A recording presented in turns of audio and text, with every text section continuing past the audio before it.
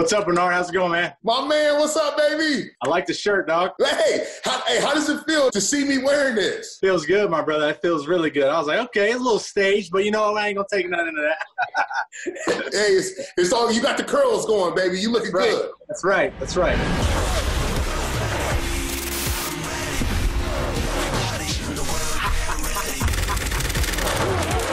What's up, baby?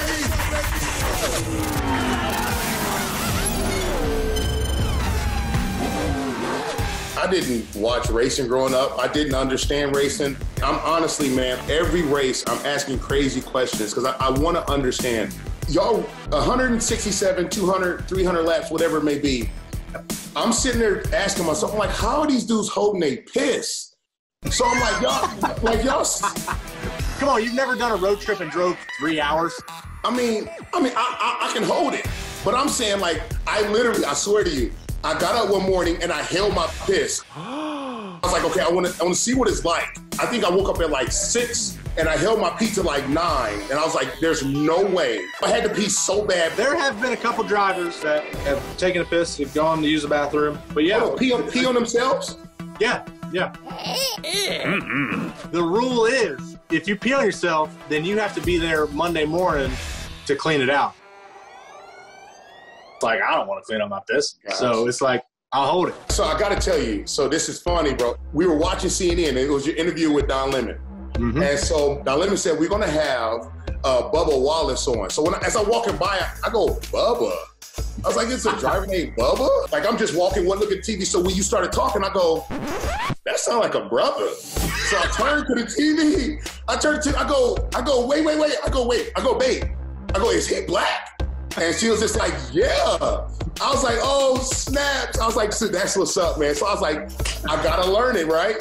So look, I know you answered a lot of questions, bro. I know you've talked to a lot of people, man. But for me, how does this feel like to kind of be that dude that you're kind of stepping out, you're kind of seeing change? It's been pretty cool to see. But in this instance, you know, everything kind of changed for me after the Ahmaud Arbery video, right?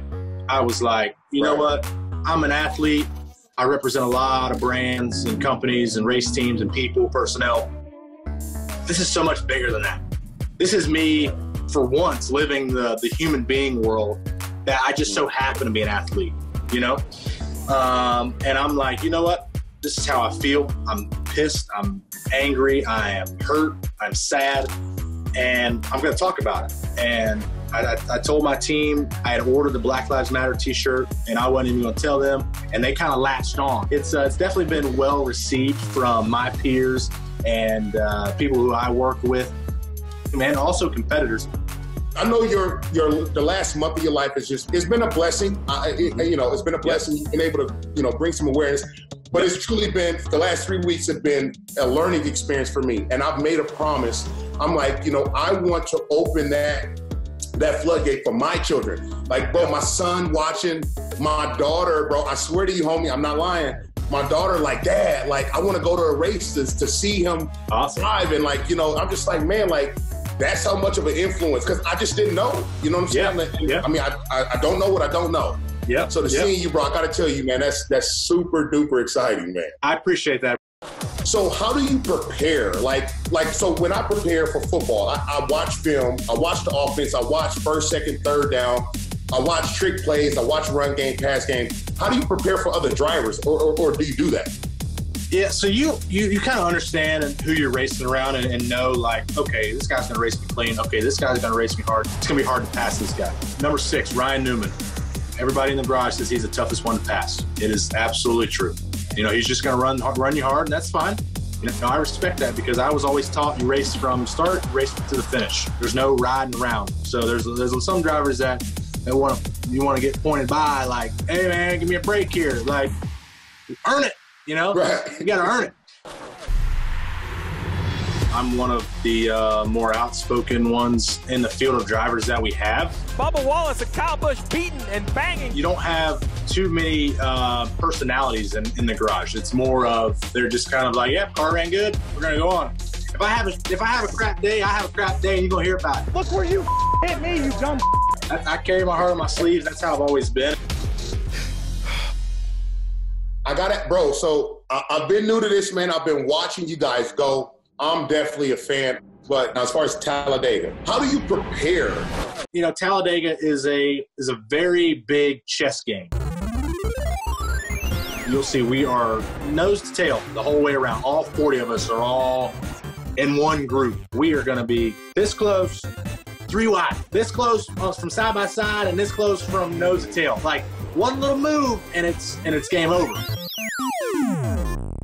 One thing that you won't see or feel from watching on TV, how big the draft is. Let's rock, let's roll, tick-tock, let's go. We're usually around 190 to 200 miles an hour. And then when you're in the draft, we get up to 200, 204. It's pretty crazy just how we're all together and pushing that energy and inertia together. It's literally, when you get behind somebody, it's like someone grabbing your shirt. That is like a coach is mad at you, grabbing by the collar and pulling you in.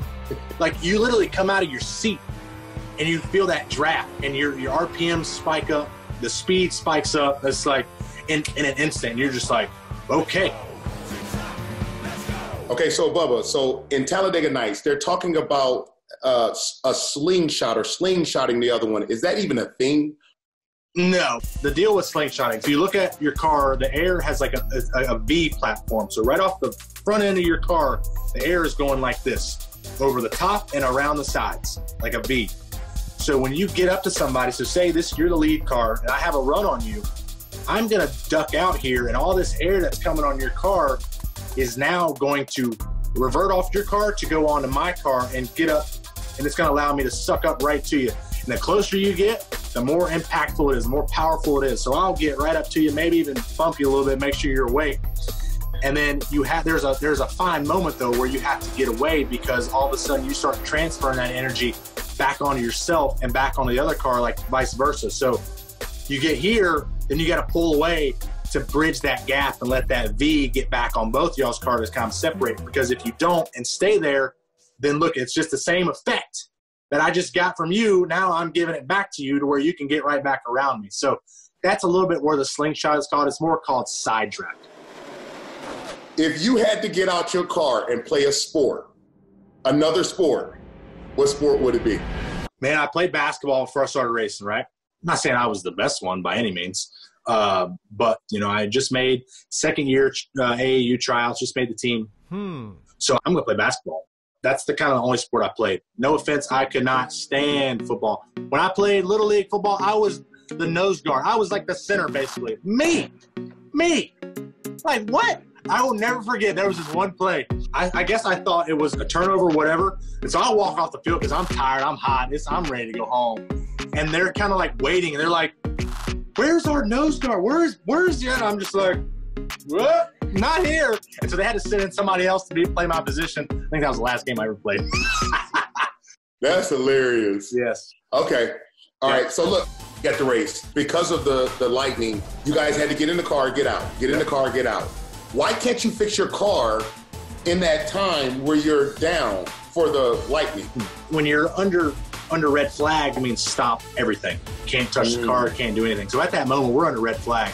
It's from a performance side. You can't just sit there under red flag and be like, oh, I'm going to sneak this adjustment in here. They ain't going to see it, because that'll result in you going to the back and getting a fine, and it's just not worth it. So, okay, so wait, time out. You said fine. So they fine y'all money? Bro, I'm just here so I don't get fined, okay? I'm just here so I won't get fined. Yeah, they fine you money. I got fined $10,000 because my sock was below my knee. They had like cloth you got to wear over your knee. 10 grand because you saw the skin. Yeah, they kind of work. We can relate there. Yeah, exactly. Yeah. All right. What happens in a caution? Like I'm thinking, okay, when you guys go to pit, your position is automatically held because it was required to pit. Yep. Mm-hmm. Pit stops is what really hooks in first-time fans, because a lot of them get to watch and see the orchestrated chaos that goes on. I mean, we're in and out in 13 seconds. What? Yeah, but man, it's a job on us to not speed, to stop right on our mark. Like, we come in and it's our job to lock up the tires, because our tire changers are looking at our lug pattern. It's 5 lugs. And if you lock it up, then they see, like, okay, that lug's standing there. It's just going to move this way. If you come in as a rolling stop, it's just going to keep rolling, and it's like, oh, I don't know where my mark's going to be. So we have to come in, lock it up, and make sure we don't slide through the box and hit our sign. Boom, right on the money. Right. And then once they get the right side up, that's our chance to breathe, is when we stop on the sign and they're changing the right side. You're sitting there bouncing around, the right side's jacked up. As soon as they drop the right side, it's like, all right, game on here. They drop the right, you shift to first. Okay, now you're holding the clutch. The top of your foot's on the brake, and your heel is on the gas pedal. Because as soon as they're done, they're dropping that jack. You got to be ready to go. So I'm over there, wah! And as soon as that jack falls, you dump the clutch and you're spinning to get out of there. All the way out, all the way out, all the way out. So it's muscle memory.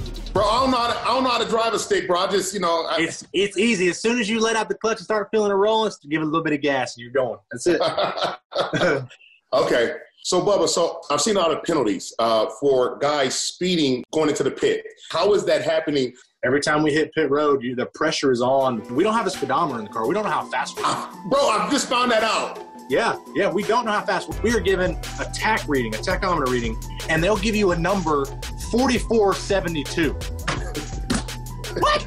I'm looking at a line. That thing is jumping around so fast. It's like you go from 4472 to 4480, and you're like, oh no, I just got caught speeding. Well, that's good, man. Dude, hey, like I said, I know you're busy, man. I appreciate your time, yes, brother, man. Absolutely. Any other questions you got, man? We can have a long night, long discussion, have some beverage over it, and get you up to speed. Cool, man. Well, cool. Hey, brother, you got a lot of people rooting for you, homie. I appreciate that, brother. That means a lot. Man. All right. Tell your family I said hello. Will do, brother. Take it easy. All right. Yes, sir. Later. Peace.